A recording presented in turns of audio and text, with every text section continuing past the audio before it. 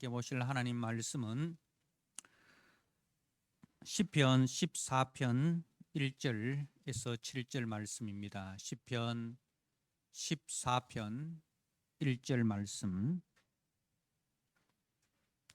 어리석은 자는 그의 마음에 이르기를 하나님이 없다 하는도다. 그들은 부패하고 그 행실이 가증하니 선을 행하는 자가 없도다. 여호와께서 하늘에서 인생을 굽어 살피사 지각이 있어 하나님을 찾는 자가 있는가 보려 하신즉 다 치우쳐 함께 더러운 자가 되고 선을 행하는 자가 없으니 하나도 없도다. 죄악을 행하는 자는 다 무지하냐?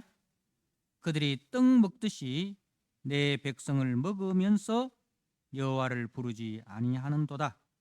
그러나 거기서 그들은 두려워하였으니 하나님이 의인의 세대에 계심이로다. 너희가 가난한 자의 계획을 부끄럽게 하나 오직 여호와는 그의 피난처가 되시도다. 이스라엘의 구원이 시온에서 나오기를 원하도다. 여호와께서 그의 백성을 포로된 곳에서 돌이키실 때에 야곱이 즐거워하고 이스라엘이 기뻐하리로다. 아멘. 하나님 아버지, 우리의 소망이 이 땅에 영구히 있는 것이 아니라 하나님의 도성을 향하여 나아가는 순례자이며 이 순례의 길을 마치고 우리의 영원한 본향인 하나님의 집에 들어가는 그것이 우리의 유일한 소망인 줄 알고 또 믿음으로 찬양을 드렸습니다. 하나님 아버지, 그 하나님의 집에 도착하는 그날까지 우리가 믿음, 소망, 사랑을 가지고 이 땅을 살아가되 하나님께서 우리에게 주신 사명 잘 감당하고 주님 앞에 아름답게 서는 우리 성도들이 되게 하여 주옵소서. 오늘 또 말씀을 통하여 영적인 힘을 얻고 또 영적인 에너지를 우리가 받고자 하오니 주님, 우리 모든 성도들에게 말씀 속에 나타나신 하나님의 능력과 하나님의 은혜를 사모하고 그 말씀을 아멘으로 화답하며 순종하여 복받는 우리 성도들 되게 하여 주옵소서. 예수님께 하신 이름으로 감사하며 기도드리옵나이다. 아멘. 네, 오늘 시편 14편 1절에서 7절의 말씀, 어리석은 자는 이라는 말씀의 제목을 가지고 함께 나누도록 하겠습니다. 1절 말씀에 보면 어리석은 자는 그의 마음에 이르기를 하나님이 없다 하는도다. 세상에서 말하는 어리석은 자와 성경에서 말하는 어리석은 자의 정의가 다르다는 것을 우리가 알 수 있습니다. 그죠? 세상에서는 어떤 자를 어리석은 자라 합니까? 세상에서는 지능이나 지식이나 지혜나 경험이 부족해가지고 이제 자기 거 제대로 챙기지 못하고 좀 늘 손해만 보고 그렇게 미숙하게 살아가는 그런 사람들을 어리석은 자다, 그렇게 이야기를 합니다. 그러나 성경에서 말하는 어리석은 자는 세상에서 말하는 그렇게 지능이나 지식이 부족한 사람을 말하는 것이 아닙니다. 성경에서 말하는 어리석은 자는 마음에, 그 생각에, 그 삶의 중심의 자리에 하나님이 없다라고 생각하고 또 그렇게 하나님이 없는 것 같이 살아가는 사람들을 성경은 어리석은 자다라고 말씀을 하고 있습니다. 아무리 많이 배우고 아무리 지식이나 지혜가 있고 재물이 있고 그렇게 똑 부러지는 삶을 살아도 하나님이 없는 사람은 성경은 어리석은 사람이다 라고 그렇게 정의를 합니다. 하나님이 원래 창조하셨을 때 주셨던 마음, 하나님을 경외하고 이웃을 내 몸같이 사랑하는 그 아름다운 마음을 상실해버리고, 그리고 그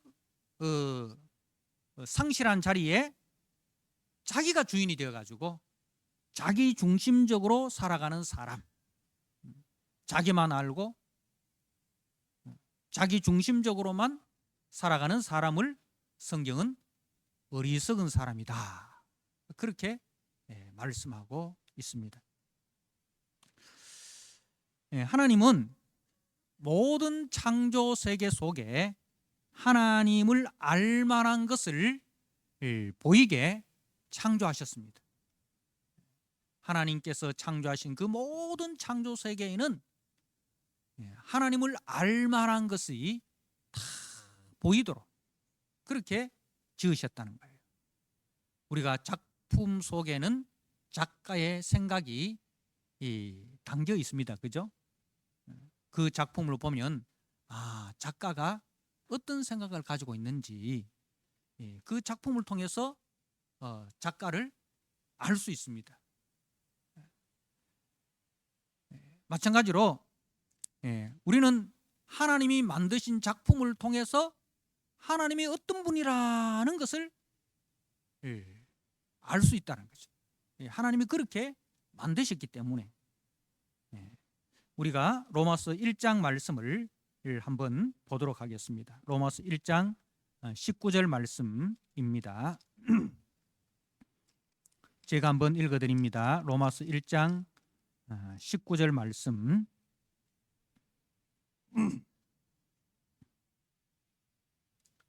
이는 하나님을 알만한 것이 그들 속에 보임이라 하나님께서 이를 그들에게 보이셨느니라. 로마서 1장 19절에 보니까 하나님을 알만한 것이 그들 속에 보임이라 하나님께서 이를 그들 속에 보이셨느니라. 창세로부터 그에 보이지 아니하는 것들 곧 하나님의 영원하신 능력과 신성이 그가 만드신 만물에 분명히 보여 알려졌나니 그러므로 그들이 핑계하지 못할지니라. 하나님의 창조 세계 속에 하나님을 알만한 것들, 하나님의 영원하신 능력과 하나님의 신성이 그 만드신 만물 속에 분명히 보여 알려졌다라고 성경은 말씀을 하고 있습니다. 자, 그런데 21절에 하나님을 알되 하나님을 영화롭게도 아니하며 감사하지도 아니하고 오히려 그 생각이 허망하여지며 미련한 마음이 어두워졌나니 스스로 지혜 있다 하나 어리석게 되어 썩어지지 아니하는 하나님의 영광을 썩어질 사람과 새와 짐승과 기어다니는 동물 모양의 우상으로 바꾸었느니라. 어리석은 자들이 한 행동이 이러한 행동이다 하는 겁니다. 또 하나님께서는 사람들에게 영원을 사모하는 마음을 주셨다라고 전도서 3장 11절에 말씀하고 있습니다. 영원을 사모하는 마음을 사람들에게 주셨다. 그래서 하나님에 대한 지식을 주셨음에도 불구하고 억지를 쓰듯이 불의로 진리를 막는 사람들이기에 성경은 하나님을 모르고 하나님을 경외하지 않는 자를 어리석은 자라 그렇게 말씀하고 있습니다. 답을 다 가르쳐 줬는데 선생님이 시험 칠 때 시험 치기 전에 이 문제 꼭 시험이 나온다. 이 문제의 답은 이 답이다. 시험 치기 전에 분명히 가르쳐 줬어요. 빨간 줄 끊고, 그죠? 형광펜으로 칠하고, 그렇게 하면서 선생님이 그렇게 문제를 가르쳐 주시고 그 문제의 답을 가르쳐 줬음에도 불구하고 오답을 적는 거예요. 선생님이 기가 차죠. 그죠? 선생님이 기가 찬 거예요. 하나님도 마찬가지예요. 하나님께서 우리에게 하나님을 알만한 것들을 그 만물 속에 다 심어 놓으셨다는 거죠. 그래서 양심적인 과학자나 양심적인 그 의학자들은, 양심적인 학자들은 그걸 알아요.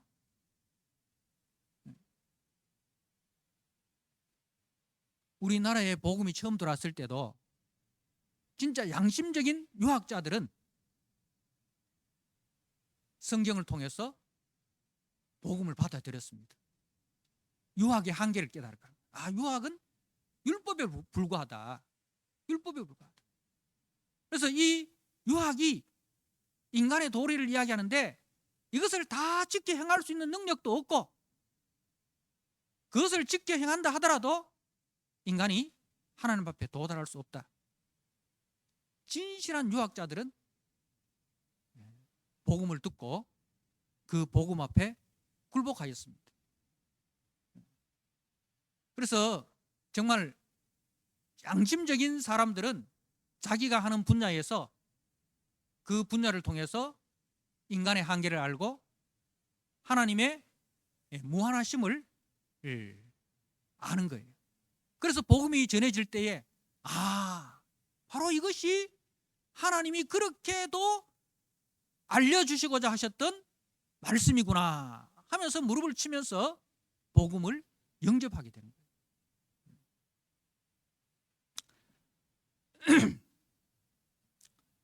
어리석은 자들은 하나님이 주신 하나님을 경외하고 이웃을 사랑하는 이 복된 마음 대신에 그 자리에 죄악으로 채웠습니다.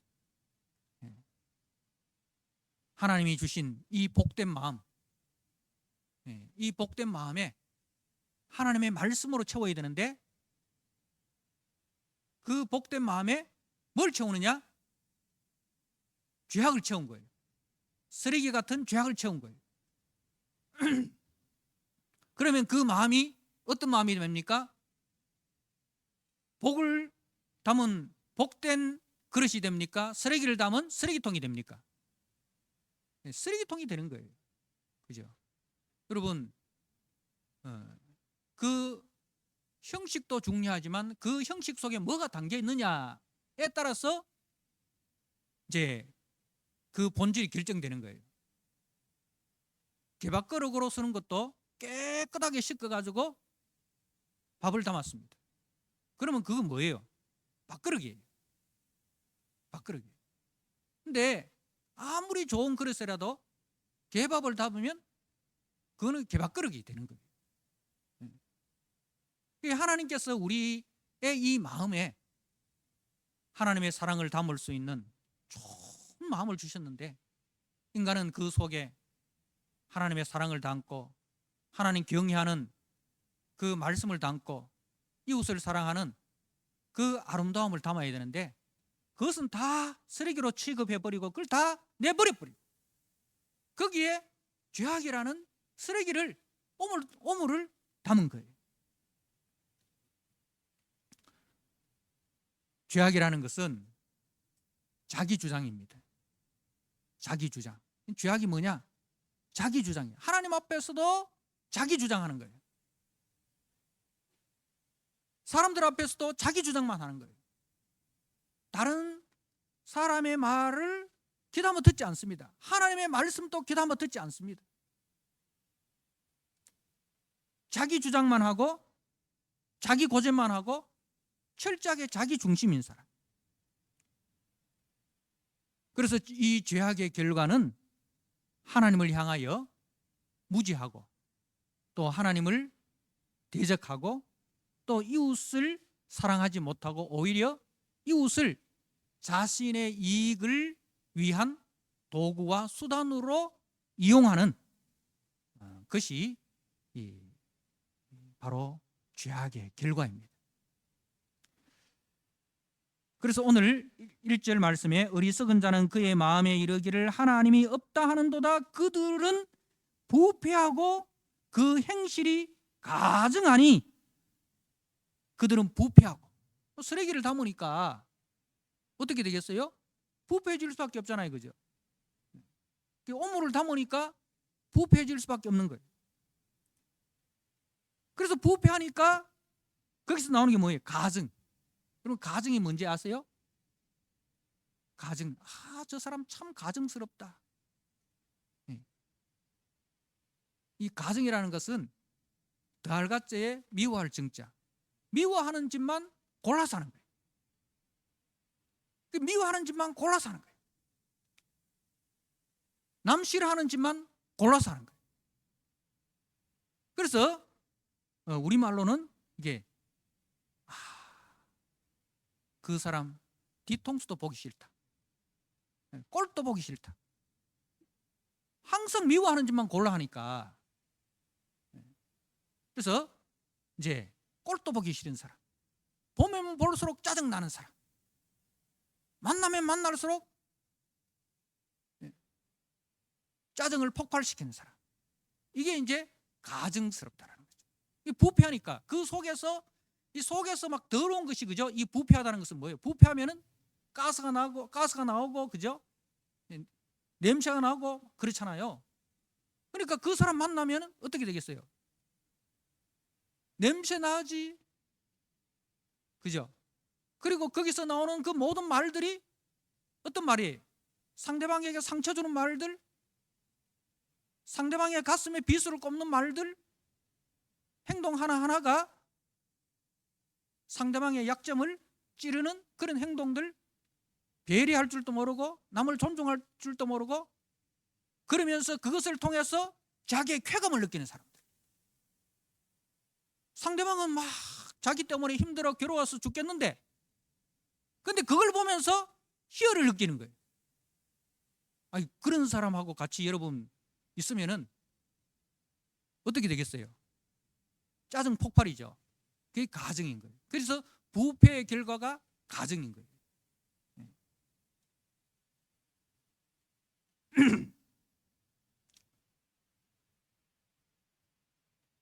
그래서 예레미야 선지자는 이런 인간들을 이렇게 이야기합니다. 만물보다 거짓되고 심히 부패한 것이 사람의 마음이라. 예레미야 17장 9절에 있는 말씀. 만물보다 거짓되고 부패한 것이 사람의 마음이다. 더럽다 해도 사람 마음만큼 더러운 게 없더라, 이 말입니다. 예레미야 선지자가 쭉 살펴보니까 만물보다 거짓되고 심히 부패한 것이, 만물 중에서 가장 부패하고 가장 거짓된 것이 사람의 마음이더라. 그래서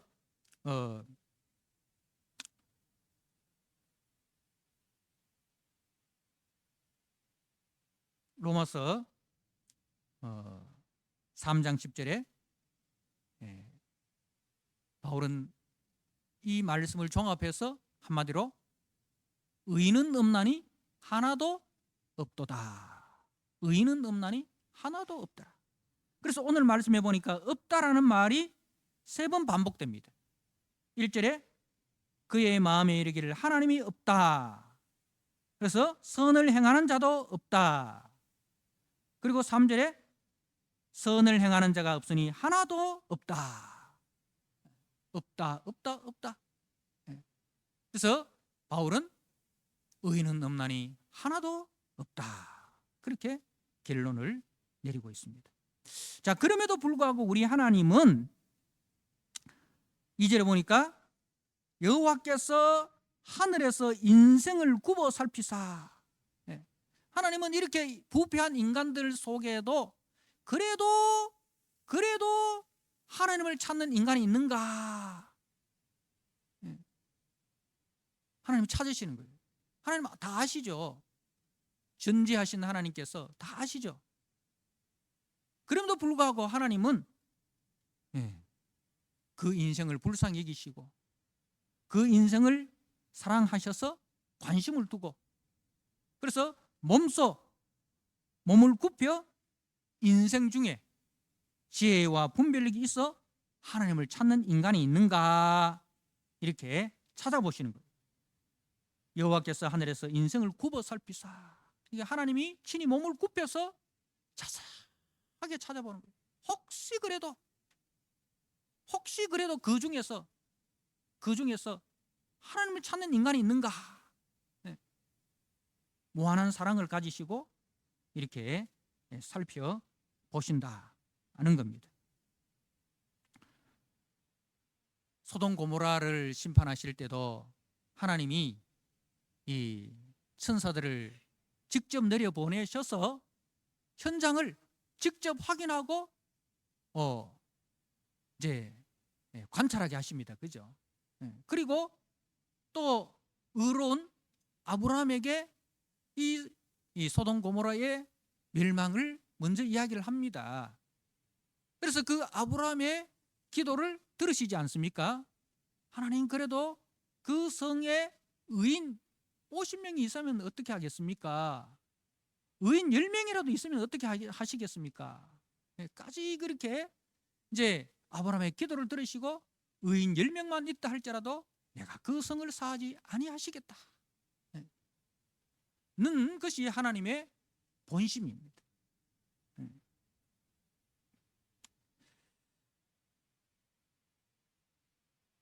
그런데 의인은 없나니 하나도 없다는 거죠. 그래서 오늘 본문의 결론이 무엇입니까? 7절에 이스라엘의 구원이 시온에서 나오기를 원하는도다. 이스라엘의 구원이 자력으로는 불가능하고 시온에서 나오기를 원한다. 시온은 하나님의 이름이 머무는 곳, 하나님의 이름을 두신 곳, 성전, 바로 우리 주 예수 그리스도시죠.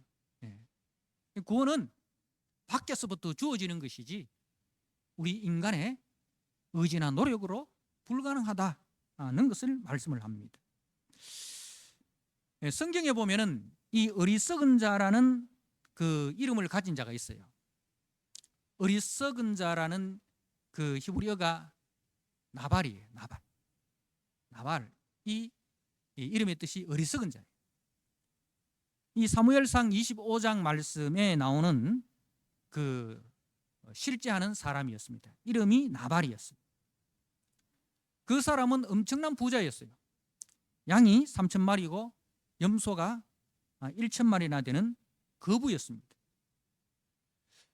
그래서 당시에는 이제 치안이 불안했기 때문에 이런 이제 거부들이 가진 그 가축들을 노리는 이제 강도떼들이 있습니다. 그러니까 이 수천 마리 되는 가축들을 뭐 집에서 다 키울 수 없잖아요, 그죠? 목초지를 따라서 얘들을 데리고 다녀야 되는 거예요. 그러니까 얼마나 그게 이제 경비를 하려면 인원이 필요했겠습니까? 그래서 이제 그때 경비해주는, 요즘 말로 하면은 이제 이 경비들을 고용을 하는 거예요. 돈을 주고 그 경비들을 고용을 하는데, 이때 다윗이 사울에게 쫓겨다녔지 않습니까? 그 사울을 따르는 사람들이 600명이나 되었어요. 그 600명의 사람들을 데리고 다윗이 이제 방랑을 할 때에 이 나발의 양떼들 곁에서 나발의 양떼들을 지켜주는 경비 역할을 해줬어요. 그래서 이제 나발이 양털을 깎는, 요즘 말로 하면 추수 때가 된 거죠. 추수 때가 되어 가지고 이제 다윗이 자기의 부하들 10명을 나발에게 보냈습니다. 우리가 당신의 양떼들을 밤낮으로 지켜주었는데 오늘은 그 추수하는 좋은 날이니까 우리에게 먹을 것과 마실 것을 좀 주십시오. 그렇게 이제 정중하게 예의 있게 부탁을 드렸어요. 그런데 이 어리석은 자 나발은 어리석은 자라는 뜻이고, 어리석다는 것은 하나님을 경외하는 마음도 없고 이웃에 대한 배려나 존중하는 마음, 그죠? 타인을 배려하는 마음, 이런 게 전혀 없는 철저하게 자기 중심적인 그런 사람이라 했죠. 자기 이름에 합당하게 이 사람이 뭐라고 이야기했느냐면, 요즘 주인을 버리고 도망다니는 그런 못된 놈들이 있다 하는데 내가 그런 놈들한테까지 먹을 것을 줘야 하냐? 그런 놈들을 내가 잡아가지고 신고 안 한 것만 해도 다행인 줄 알아라. 단칼에 거절해버리고 그야말로 다윗을 아주 이렇게 비하한 거죠. 그래서 그 말을 들은 다윗이, 다윗도 사람인지라 마음에 붕괴가 일어나는 거예요. 은혜도 모르고 은혜를 원수로 갚는 놈. 이렇게 하면서 이제 그 600명 중에 200명은 그 소유를 지키도록 하고 400명의 군사를 이끌고 이제 나발을 치러 갑니다. 그때 나발의 아내 아비가일이 지혜로운 여인입니다. 그 이야기를 그 종들로부터 듣고 급히 먹을 것과 마실 것을 준비해가지고 그 나발을 치러 오는 다윗을 향해서 빨리 나아갑니다. 그래서 다윗을 만나서 이제 사과를 드립니다. 우리 주인의 이름이 나발인데 그 이름의 뜻대로 진짜 어리석은 사람입니다. 그러니 용서해달라. 그 사람을 침으로써 오히려 당신에게 덕이 될 거 하나도 없다. 하나님께서 당신의 당신을 통해서 원수를 갖게 하지 말고 하나님이 원수를 갚도록 그렇게 하라. 당신의 이름에 오점을 남길 필요가 뭐 있냐. 이렇게 아주 지혜롭게 다윗을 설득을 시킨. 다윗도 그 아비가일의 말을 듣고 보니까 그러하단 말입니다. 그래서 나중에 이 나발이 얼마 있지 않고 죽고 이제 그 아비가일이 다윗의 처가 되는 것을 우리가 성경에서 보게 됩니다. 사랑하는 성도 여러분, 이 나발은 수천 마리의 양을 가진 거부였습니다. 그래서 수많은 종을 거느리고 그 종들로부터 주인 어르신이라는 그렇게 불림을 받았고 또 동네 사람들에게도 유지로 불려졌겠죠. 그러나 사람들은 뭐라고 이야기하든지 간에 성경은 그 사람을 나발, 어리석은 자라고 불렀습니다. 그에게는 하나님에 대한 인식이 없었습니다. 모든 것을 선물로 주신 이가 하나님이라는 사실을 알지 못하였습니다. 그러므로 하나님에 대한 감사도 없고 하나님에 대한 헌신도 없었고, 그리고 주변의 가난한 자들에 대한 배려도 은혜도 모르는, 오히려 은혜를 원수로 갚는 그런 부패한 마음, 가증한 사람이었습니다. 그러니까 그 아비가일이 그 남편이 죽자 다윗이 나의 아내가 되어달라 할 때 그 다윗을 그냥 따라가 버리잖아요. 뒤도 안 돌아보고 따라가 버리잖아요. 그러니까 아비가일이 그런 어리석은 자와 살면서 마음이 얼마나 힘들었겠습니까? 부패하고 가증스러운 그 나발과 함께 살면서 보면 볼수록 지긋지긋하게 미워지는 거예요. 사랑하는 성도 여러분, 어리석은 자의 행동은 상대방으로 하여금 이렇게 지긋지긋하게 싫어지게 하고 지독하게 미운 마음이 생기도록 하는 그런 영향력이 있습니다. 신약 성경에도 이런 나발이 있었습니다. 누가복음 12장 20절에 보면 하나님은 이르시되 어리석은 자여 오늘 밤 네 영혼을 도로 찾으리니 그러면 네 준비한 것이 누구의 것이 되겠느냐, 그렇게 말씀하셨어요. 그러니까 이 어리석은 자는 그의 농사를 잘 지었어요. 그래가지고 이제 고민이 생긴 건 뭐예요? 고민이 생긴 거. 이 많은 수확물을 어디에다 보관할까? 그게 고민이 되는 거라. 그래서 이제 큰 창고를 지어가지고 거기에 이제 그 곡식들을 다 보관을 하고 이제 만족하는 거죠. 만족하는 거죠. 여러분, 그 많은 수확을 거두기 위해서 그 집의 종들이 얼마나 고생했겠습니까? 그죠? 근데 거기에 대해서는 한마디도 없어요. 이렇게 많은 농사를 짓고 이렇게 많은 수확을 거둔다고 너희들이 참 고생했다. 그래서 이번 달에는 특별 보너스, 특별 상여금 100% 지급할게. 이렇게 하면 얼마나 좋겠어요. 근데 그런 마음이 전혀 없는 거예요. 이렇게 수확을 주신 햇빛과 비를 풍족하게 주셔서 풍년이 들게 하신 하나님에 대한 감사도 없고, 그리고 그 수확물을 관리하고 그 수확물을 수확하느라고 고생한 종들에 대한 배려하는 마음도 전혀 없고, 그 물질만 보고 있는 거예요. 그만 보고 만족해하는 거예요. 그래서 우리 주님이 하시는 말씀이 어리석은 자여, 오늘 밤 네 영혼을 데려가면 이 모든 것이 누구의 것이 되겠느냐? 그 영혼의 주인이 누구인지를 네가 알지 못한다는 거예요. 그 인생이 잠시 있다가 사라지는 안개와 같다는 것을 모르는 거예요. 눈앞에 재물만 있으면 그 재물과 함께 자기가 영원할 것처럼 착각하는 거예요. 얼마나 어리석은 거예요. 사랑하는 성도 여러분, 어리석은 자는 생명과 소유의 주인이 하나님이심을 망각하고 살아가고 있습니다.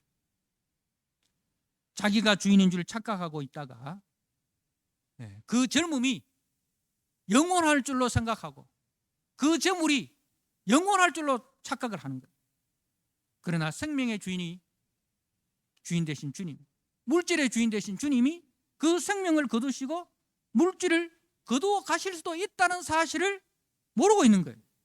자기가 주인이라고 착각하고 있기 때문에 그렇습니다. 자기가 주인이기 때문에 하나님 앞에 아무것도 내어놓을 것도 없고, 그리고 이웃에게 아무것도 베풀 것이 없는 거예요. 여러분, 다 이게 나무 이야기 같죠? 우리 속에도 그렇습니다. 우리 속에도 하나님의 말씀으로 우리의 영혼을 채우지 않으면 우리 영혼이 비어있는 그 진공 상태로 그대로 있을까요? 아닙니다. 여러분, 오랜만에 집안 청소를 한번 해보십시오. 틈이라는 틈에는 다 뭐가 있습니까? 먼지가 있어요. 내가 사놓지 않았어요. 그죠? 그 틈에 내가 먼지를 사놓지 않았어요. 근데 틈이라는 틈에는 다 먼지가 들어가 있습니다. 우리 영혼에도 마찬가지예요. 우리 영혼에 하나님의 말씀으로, 하나님의 은혜로 채워넣지 않으면 나도 알지 못하는 사이에 그 영혼에 먼지가 쌓이게 되는 거예요. 쓰레기가 쌓이게 된다는 거예요. 나도 모르는 사이에 그 속에서 부패해지고, 그 부패로 말미암아 꼴도 보기 싫은 사람으로 내가 그렇게 변질되어 있다는 거예요. 변질되어 있다는 거예요. 그래서 우리는 매일매일 하나님의 말씀으로 우리의 영혼을 채워야 돼요. 그 하나님의 말씀으로 우리 영혼을 채우기 위해서는 채우려고 보니까 우리 속에 뭐가 있어요? 우리 영혼에 쓰레기가 차 있는 거예요. 그래서 그것을 빨리 회개하고, 쓰레기통은 여러분 자주 비우셔야 됩니다. 특히 여름철에, 그죠? 여름철에 음식물 쓰레기 어디 놀러 갈 때 잊어버리고 음식물 쓰레기 안 버리고 집에 들어왔어요. 일주일 만에 들어오니까 집안에 어떤 냄새가 납니까? 온통 쓰레기 썩는 냄새로, 그죠? 진동을 하지 않습니까? 여러분, 이 악한 세대 속에서 우리가 살아가면서 우리 영혼에 쓰레기를 빨리빨리 매일매일 치워야 됩니다. 그리고 그 속에 하나님의 은혜로 채우고 하나님의 말씀으로 채우고, 그죠? 그렇게 해야 우리가 부패해지지 않고 가정해지지 않습니다. 사랑하는 성도 여러분, 웬 은혜인지 웬 사랑인지 우리는 그리스도의 대속의 은혜로 우리는 하나님을 아는 자가 되었습니다. 그 은혜를 받은 자는 자신의 생명과 자신의 소유가 주님이 주신 선물이며 자신은 주님의 종이고 주님의 청지기인 줄 알게 되었습니다. 그런 사람은 더 이상 소유에 집착하지 않습니다. 오늘 미헬성경 본문에 보니까 사단이 우리 주님에게 돌이 떡이더라고 했어요. 그런데 주님은 사람이 떡으로만 사는 것이 아니라 하나님의 말씀으로 산다는 것을 이야기했어요. 사단은 계속해서 우리에게 떡을 지향하는 인간이 되라는 거예요. 물질을 지향하는 인간이 되라는 거예요.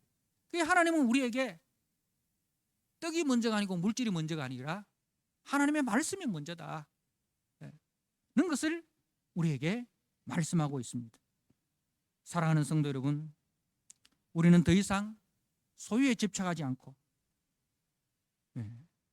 우리의 생명의 주인이 주님이신 줄 알고 우리의 소유의 주인이 주님이신 줄 알고 살아가는 사람입니다.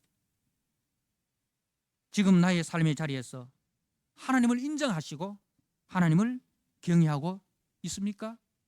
무엇으로 그것을 증명할 수 있습니까? 바로 이웃사랑입니다.